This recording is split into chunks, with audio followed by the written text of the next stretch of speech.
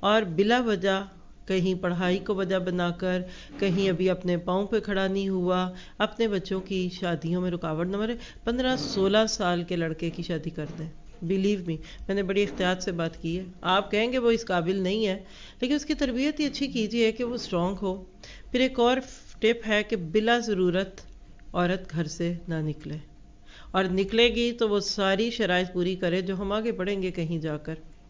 پھر گھر میں عبادت کی کثرت رکھیے، گھروں کو قبرستان نہ بنائیں، کیونکہ پھر شیطان آباد ہو جاتے ہیں.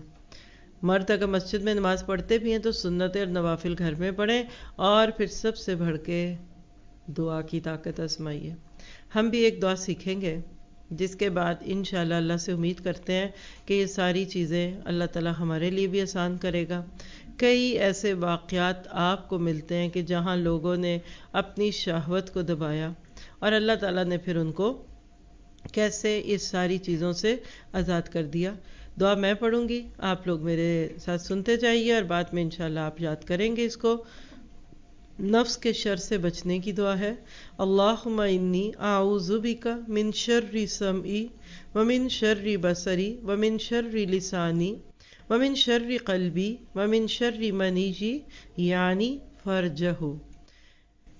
کیا ہے یہ دعا؟ ترمذی میں ہے، 3492 نمبر پہ ہے. اے اللہ، میں تیری پناہ چاہتی ہوں اپنے کان کے شر سے. سب بولے اپنی آنکھ کے شر سے، اپنی زبان کے شر سے، اپنے دل کے شر سے، اور اپنی شرم گاہ کے شر سے.